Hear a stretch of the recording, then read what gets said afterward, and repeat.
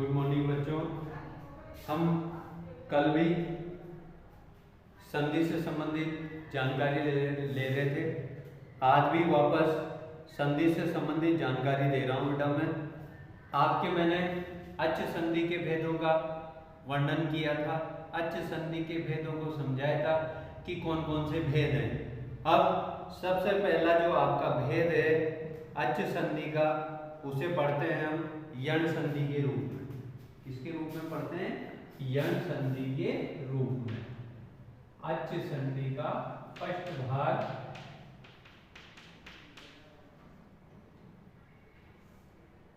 यण संधि।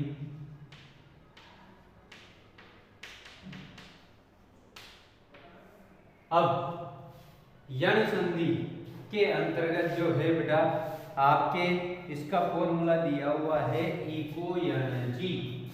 क्या दिया हुआ है? इको यण जी, ये फॉर्मूला है। अब इक का मतलब आपके यहां पर है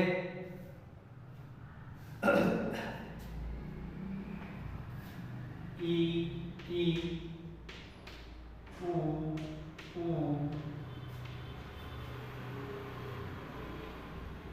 री और ली के स्थान पर यण य व र ल आदेश होता है। तो आप इसकी परिभाषा यहाँ पर ये दे सकते हैं कि इक के बाद जब कोई अच आता है तो वहां पर यण आदेश होता है। य व र ल आदेश होता है। अब इसी को फर्स्ट फॉर्मूले द्वारा समझें आप। पहला सूत्र इसका ई और बड़ी के बाद में कोई अच आएगा तो ये बनेगा आपके यह। उदाहरण के तौर पे देखें आप, यहाँ दिया हुआ है इत्यादि।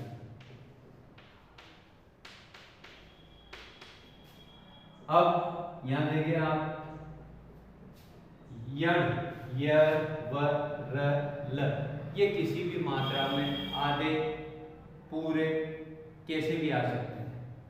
तो यहाँ पर या, तो ये बना बेटा, और इसी जगह से विच्छेद होगा तो आपके मात्रा आ जाएगी ई की। तो इति प्लस आदि, ये छोटी और इधर आ मिल करके आपके निर्माण करता बेटा ये या का। इसी तरीके से देखिए सुध यू पास से, यहां पर यू आ रहा है तो ये बना आपके सुधी प्लस उपास से, यहाँ पर बड़ी ई और यहाँ उ मिल करके आपके ये बनाता है यू। ये फर्स्ट फॉर्मूला है। इसी तरीके से सेकंड नंबर पे आता है बेटा आपके उ, छोटा उ प्लस बड़ा उ के बाद में कोई अच आता है तो वहां पर वह आदेश होगा। अब इसे समझें आप। यहां पर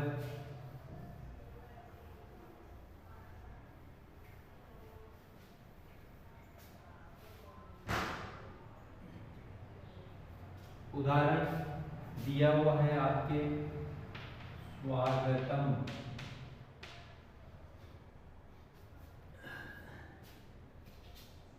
स्वागतम आपके वाह आ रहा है। यहाँ मैंने कहा है किसी भी मात्रा में आधा या अधूरा आपके आ सकता है ये। तो यहाँ पर विच्छेद करें तो ये बना सु प्लस आगतम, यहाँ पर आपके उ और यहाँ पर आ मिल करके बनता है ये वाह। इसी तरीके से एक और उदाहरण देखें, वध वा गमन। तो यहाँ देखिए बेटा, वधु प्लस आगमन बड़ा ऊ और यहाँ पर आ मिलकर के बना रहा है आपके वाह। तो इस तरीके से वह वाला था। अब नेक्स्ट बारी आती है आपके र की। र में आपके यहाँ दिया हुआ है कि ऋषि, छोटी ऋषि और बड़ी ऋषि के बाद कोई भी अच आता है तो वहां पर कर्मशः र आदेश होता है। उदाहरण देखें बेटा आप, मात्रा आज्ञा। अब मैंने कहा है किसी भी मात्रा में कैसे भी हो सकता है। मात्रा आज्ञा त और र का मिश्रण त्र होता है, तो यहाँ पर री की मात्रा लगेगी तो ये बन गया मातृ प्लस आज्ञा। तो यहाँ री और यहाँ पर आ मिलकर के बन रहा है ये त्रा। इसी तरीके से एक और उदाहरण देखें आप, यहाँ धात्रंश। धात्रंश तो बेटा यहाँ त्र आया है तो वही धात्री प्लस अंश, तो यहाँ री और इधर अ मिलकर के ये अंश, तो त्रंश निकल गया ये। इस तरीके से ये बना। तो ये आपके र वाले भी उदाहरण खत्म। अब लास्ट बारी आती है हमारे ल की। इसकी बारी आती है बेटा ल की। ल की बारी में आपके क्या है उदाहरण, यहाँ पर दिया हुआ है ली के बाद कोई भी आ जाता है तो कर्मशः वहां ल आदेश होता है। अब उदाहरण के तौर पे यहाँ देखें लाकृति। ला आ रहा है तो इसमें ली की मात्रा लगेगी, तो ये बना आपके ली प्लस आकृति। यहाँ ली निकला और इधर आ निकला, मिलकर के बना रहा है ये आपके ला। इसी तरीके से एक और उदाहरण देखें आप, यहाँ लादेश। ये निकला बेटा आपके ली प्लस आदेश। ये आपके ली है यहाँ और यहाँ है आ, मिलकर के बना रहा है ये ला। तो इस तरीके से जब भी इक के बाद कोई अच आता है तो कर्मशः यण आदेश यरलवर आदेश होता है। नेक्स्ट संधि है बेटा आपके अयादि संधि। ध्यान दें,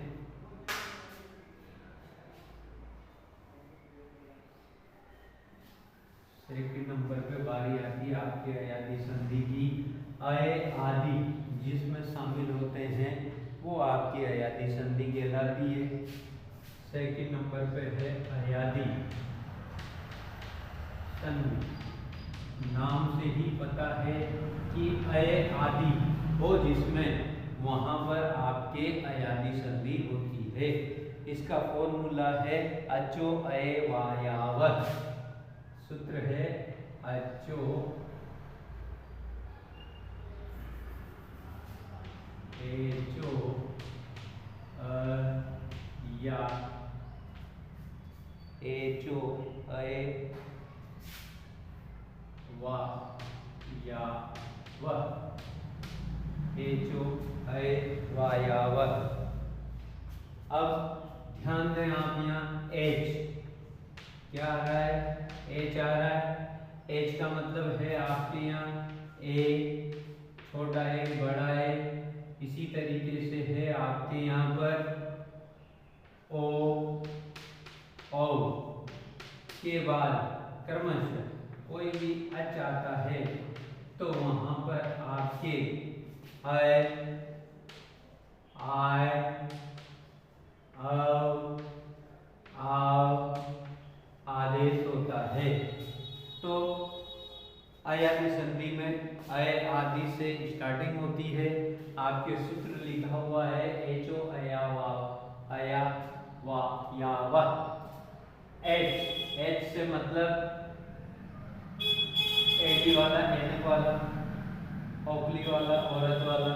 के बाद में आपके जब भी कोई स्वर या अच आता है तो कर्मशः छोटी मात्राओं के साथ अय आदेश होगा और बड़ी मात्राओं के साथ आय आदेश होगा ए में, और ओ में छोटी मात्रा के साथ अव आदेश होगा और बड़ी मात्रा के साथ आव आदेश होगा। उदाहरण से और ज्यादा अच्छे से आप इसे समझ सकते हैं। उदाहरण दिया हुआ है आपके नयन, क्या दिया हुआ है? नयन। अब आप इसे बोल करके देखें तो नए, इसकी ध्वनि सुनाई देती है आपके अय की। तो मैंने कहा है अय आए तो छोटी मात्रा का इस्तेमाल करेंगे, तो आपने यहाँ किया ने, प्लस अन मिल करके बनता है नयन। तो यहाँ पर ए और यहाँ अ मिल करके बनाया इसने अय। इसी तरीके से बड़ी मात्रा में देखें आप नायक, किसकी आवाज सुनाई देती है? आय, नाय। तो इसमें बड़ी मात्रा का प्रयोग करें आप नए, प्लस अक, ये आपके बड़ी मात्रा, और यहाँ स्वर के रूप में मिलकर के बना रहा है आय। इसी तरीके से अव में उदाहरण है पवन, क्या दिया हुआ है? पवन। अव, पौ, तो छोटी मात्रा का प्रयोग करें पौ, प्लस अन, यहाँ पर ओ निकला और यहाँ पर स्वर के रूप में मिलकर के बना रहा है अव। इसी तरीके से बड़ी मात्रा का उदाहरण देखें आप पावक, आव की ध्वनि के साथ इसका प्रयोग किया गया है, इसे बोला गया है। तो पौ प्लस अकर, यहाँ पर औ और यहाँ मिल करके आओ का निर्माण करते हैं। तो इस तरीके से अय आदि का प्रयोग जहाँ पर होता है वहाँ पर अयादि संधि होती है। नेक्स्ट संधि के रूप में देखें बेटा अब आप वृद्धि संधि। कौन सी संधि है? 3 नंबर पे वृद्धि संधि। वृद्धि संधि में आपके बहुत ही छोटी मात्राओं के बारे में जानकारी मिलती है। आप कह सकते हैं कि इसमें केवल 2 ही मात्राओं का ज्ञान आवश्यक है। वृद्धि संधि, ध्यान दें आप 3 नंबर पे वृद्धि संधि। वृद्धि संधि में आपके सूत्र है वृद्धि रेची। क्या सूत्र है इसका? वृद्धि रेची, ये फॉर्मूला दिया हुआ है बेटा। इसमें आपके वृद्धि रेची में केवल ए औ ये 2 ही मात्राओं का प्रयोग होगा आपके। और इसी के साथ जो है आपके उदाहरण दिया गया है, या आप देखें उदाहरण के तौर पे देखें एक में बड़ी मात्रा का प्रयोग है। तो यहाँ पर एक प्लस एक कहने का तात्पर्य और यहाँ पर एक मिलकर के किसका निर्माण करता है? ये एक का। इसी तरीके से तथैव, इसमें भी डबल मात्रा का प्रयोग है। तो यहाँ से तोड़ें तो तथा प्लस एव, तो यहाँ पर आ और यहाँ ए मिल करके बनता है बड़ा ए। इसी तरीके से यहाँ पर आप देख सकते हैं महोषधि, इसमें डबल ओ की मात्रा है। तो यहाँ से तोड़ें आप महा प्लस औषधि, तो बेटा यहाँ आ और यहाँ ओ मिल करके औ का निर्माण करता है। इसी तरीके से एक और उदाहरण देखें आप, यहाँ तवोदार्यम,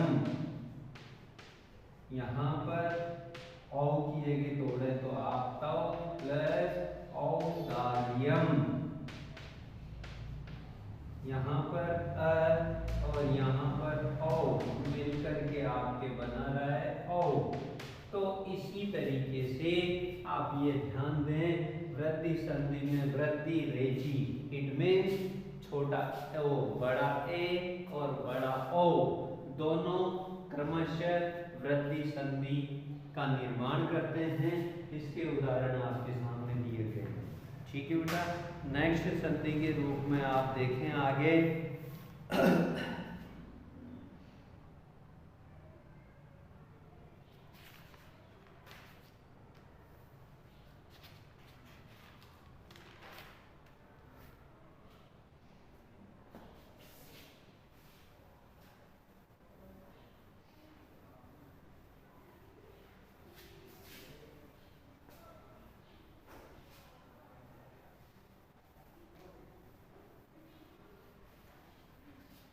नेक्स्ट संधि के रूप में आप यहाँ देखें गुण संधि। नंबर 4 पे आप देख सकते हैं गुण संधि। अब इस गुण संधि में आपने देखा होगा कि आद गुण ये इसका सूत्र है। इसमें आपके ए ओ अल क्रमशः इनकी आवाज सुनाई देगी। ये आद गुण है।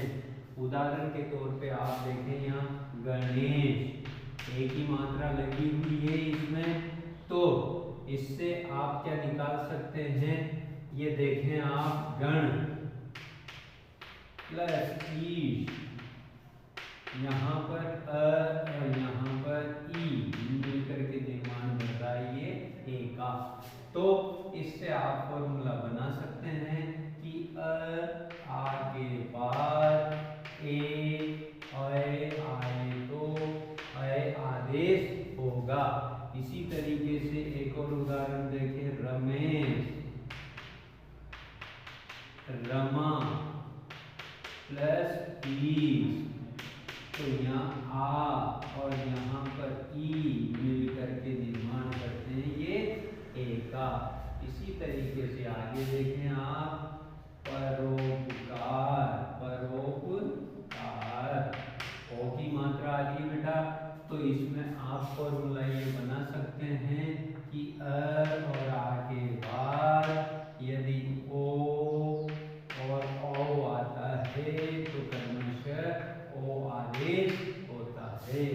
तो यहाँ विच्छेद करें तो पर प्लस उपकार क्या आएगा, यहाँ पर धन उपकार, यहाँ पर अ निकला बेटा और इस जगह आपके उ आ रहा है तो मिलकर के ओ का निर्माण करता है। तो इससे क्या सूत्र बनता है कि अ और आ के बाद यदि छोटा उ या बड़ा उ आता है तो क्रमशः ओ आदेश होता है।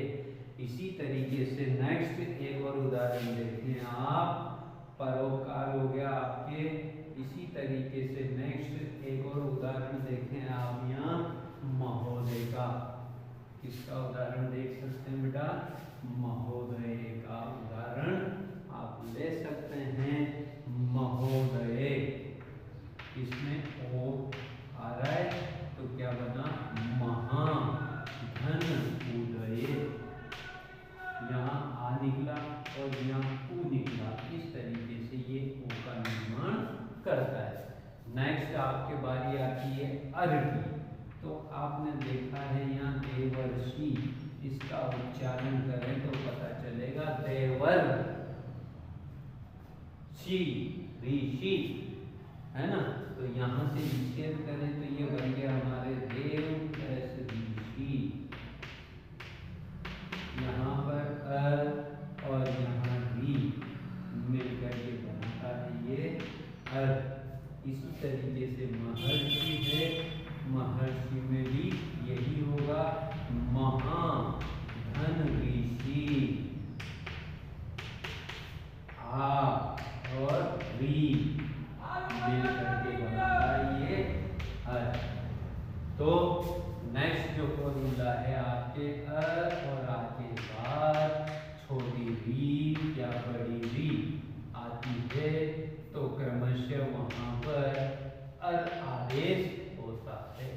नेक्स्ट आपके उदाहरण है अल का।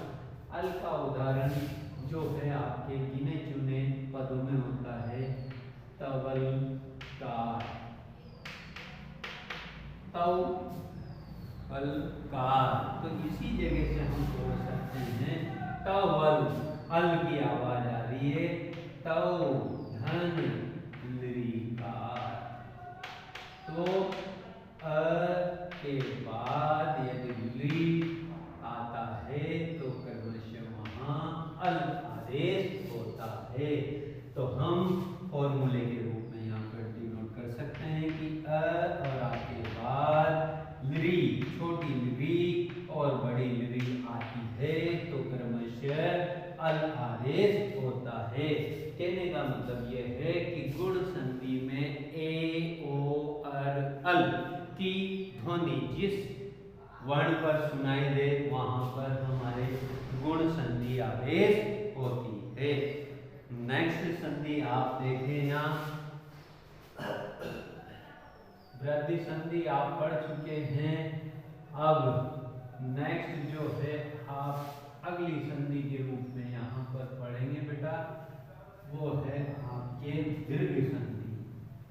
दीर्घ संधि में आप लोग नाम से ही जानते हैं और पढ़ते आए हैं कि दीर्घ इट मीन्स बड़ा। दीर्घ, दीर्घ का मतलब क्या होता है? बड़ा।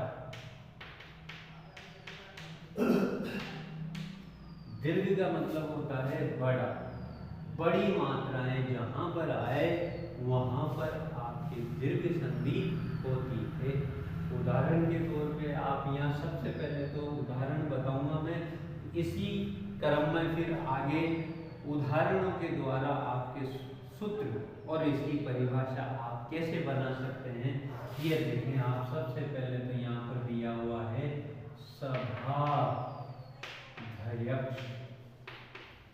तो बेटा यहाँ आ निकला तो सभा धन अध्यक्ष, तो मिल करके आ और अ बनाता है आ।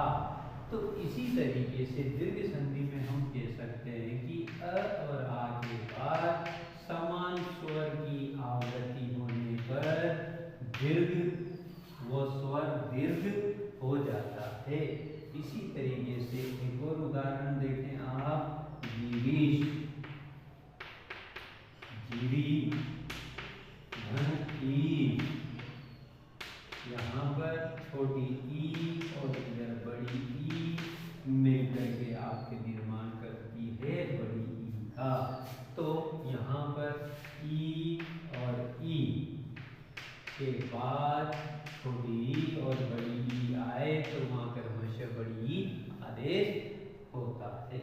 इसी तरीके से नेक्स्ट एक और उदाहरण है आपके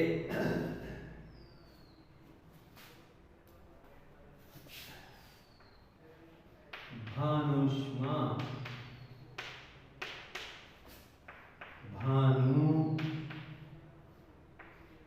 प्लस उष्मा। तो बेटा यहाँ छोटा ऊ और इधर बड़ा ऊ मिलकर के आपके छोटे ऊ का निर्माण करता है। तो आप कह सकते हैं कि छोटा ऊ और बड़ा ऊ, छोटा ऊ और बड़ा ऊ मिलकर के बड़े ऊ का निर्माण करता है। इसी तरीके से नेक्स्ट उदाहरण देखें आप,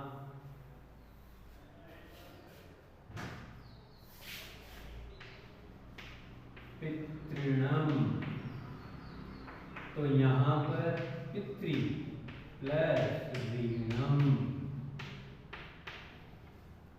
तो इस उदाहरण को देख करके हम सूत्र निकाल सकते हैं कि छोटी री और बड़ी री के बाद छोटी री और बड़ी री आती है तो क्रमशः बड़ी री आदेश होती है। तो पितृणम इसी तरीके से मातृणम, ये बना मातृ प्लस ऋण।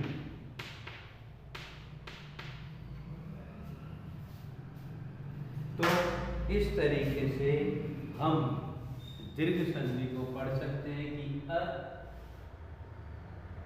समान स्वरों का मेल चाहे वो लघु हो या दीर्घ हो, कैसे भी हो, उनका मेल होता है तो वहां पर दीर्घ संधि का विकार उत्पन्न होता है। नेक्स्ट संधि के रूप में आप देखें बेटा यहाँ पूर्व रूप। कौन सी संधि है आपके? पूर्व रूप वाली संधि है, जो कि 10वीं क्लास के लिए बहुत ही इम्पोर्टेंट है। 9th क्लास के लिए तो है ही सही, पर बोर्ड क्लास के लिए बहुत ही ज्यादा इम्पोर्टेंट है। ध्यान दें, पूर्व संधि, पूर्व रूप संधि। पूर्व रूप संधि में आपको ये ध्यान रखना है कि उपसर्ग, उपसर्ग या फिर आप कह सकते हैं उपसर्ग के स्थान पर आपके जो है ए और ओ के बाद में अ आता है, तो अ आपके अवग्रह चिन्ह के रूप में बदल जाएगा। किसके रूप में? अवग्रह चिन्ह। अवग्रह चिन्ह बोलते हैं बेटा इसे। ये होता है अ का पूर्व रूप। उदाहरण के रूप में आप देख सकते हैं यहाँ कि जैसे लिखा हुआ है यहाँ आपके कॉपी, क्या लिखा हुआ है? कॉपी।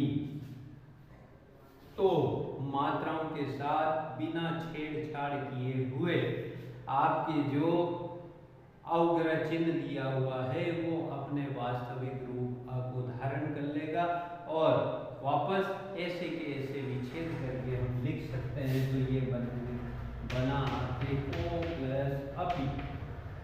इसी तरीके से अन्यों भी उदाहरण दिया हुआ है आपके, इसे भी इसी तरीके से बना सकते हैं। अन्यों धन अपि। तो कहने का तात्पर्य ये है कि जब भी ए या ओ के बाद अ या उसका अवग्रह चिन्ह एस आए तो क्रमशः ए ओ में कोई परिवर्तन न हो करके अ अपने अवग्रह चिन्ह एस में बदल जाएगा, और एस आ रहा है, अवग्रह चिन्ह आ रहा है, तो वो अ में बदल जाएगा। तो इसी तरीके से आप पूर्व रूप संधि पढ़ सकते हैं। पूर्व रूप यानी पहले वाले रूप में अ चला जाएगा, यही हमारी पूर्व रूप संधि है। सबसे इजी वे में आप इसे समझ सकते हैं कि मात्राओं के साथ बिना छेड़छाड़ किए हुए एस आए तो उसे अ में कन्वर्ट करके लिखना है, उसे बदल करके लिखना है। आगे देखें आप, इसी तरीके से पर रूप संधि है। पर रूप संधि भी बहुत सीधी है बेटा, बस समझने की देरी है आपके। इसमें उपसर्ग जैसे उप, ए आदि कोई भी आ जाए तो प्र और उप ये उपसर्ग हैं। इन उपसर्ग के साथ आपके ए और ओ आते हैं, तो क्रमशः उपसर्ग आगे और ए और ओ अपने मूल रूप में चले जाते हैं। उदाहरण देखिए आप सबसे पहले प्रेजते। इसमें आप देखें प्र आ रहा है, एक ही मात्रा है, तो मैंने आपसे कहा है कि आप पढ़ने जा रहे हैं, यहाँ पढ़ रहे हैं आप पर रूप संधि। कौन सी संधि पढ़ रहे हैं आप? पर रूप। पर रूप दूसरे रूप को धारण कर लेते हैं, तो जो आपके उपसर्ग लगे हुए हैं वो बिल्कुल अलग हट करके उस पे लगी हुई मात्रा अपने वास्तविक रूप में धारण कर लेगी और वास्तविक रूप में आकर के प्र प्लस एक ते का निर्माण करते हैं। तो इसी तरीके से उपोषति, इसी तरीके से यहाँ उपोषति में उप उपसर्ग आगे और ओ अपने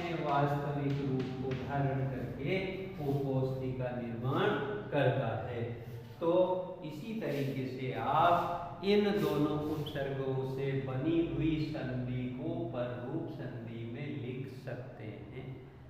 बस केवल आपको ध्यान रखना है, पररूप संधि में मात्र ये दो ही उदाहरण आपको देखने को ज्यादातर मिलेंगे, प्रेजते और उपोष। तो इनका विच्छेद इस तरीके से करना है। इसमें आपके कुछ अपवाद हैं जो आपको याद रखने हैं। अपवादों में किसी तरीके का कोई नियम लागू नहीं होता है, वो जैसे दिए जाते हैं हमें वैसे के वैसे ही याद किए जाते हैं। जैसे उदाहरण के तौर पे आप देखें, उल्टा, क्या दिया हुआ है, उल्टा, तो कुल प्लस अटा, इसका संधि विच्छेद होगा ये। अब इसी तरीके से पतंजलि, पतत प्लस अंजलि, इसी तरीके से मनीषा, ये बना आपके मनस, धनीषा। तो इसी रूप में एक और उदाहरण है, करकंदू, कर्क प्लस अंधु। तो बेटा इसी क्रम में एक और उदाहरण आप देख सकते हैं, शकंदू, तो ये बना आपके शक प्लस अंधु। ये आपके पररूप संधि के अपवाद के रूप में गिने जाते हैं। इन अपवादों में किसी तरह के नियम लागू नहीं होते, इनको आप अच्छे से याद कर लें। वैसे एग्जाम में पूछे नहीं जाते हैं, फिर भी मेरा दायित्व ये बन जाता है कि ग्रामर से कोई भी बात अछूती आप लोगों से ना रहे, क्योंकि ये आप याद कर लें ताकि आपको कभी दिक्कतों का सामना न करना पड़े। ठीक है बेटा, ये आपके संधि का प्रकरण यही समाप्त होता है।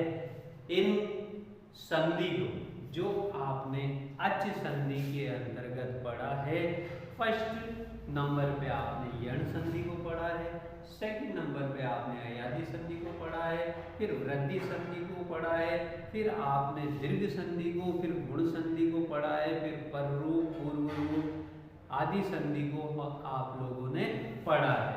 इन संधियों के जो भी उदाहरण आपकी बुक्स वगैरह में दिए हुए हैं, उनको आप अच्छे से याद करें। फिर भी नहीं आते हैं तो आप प्लीज़ टेल मी, मुझे बताएं और उसका सॉल्यूशन निकल। Thank you.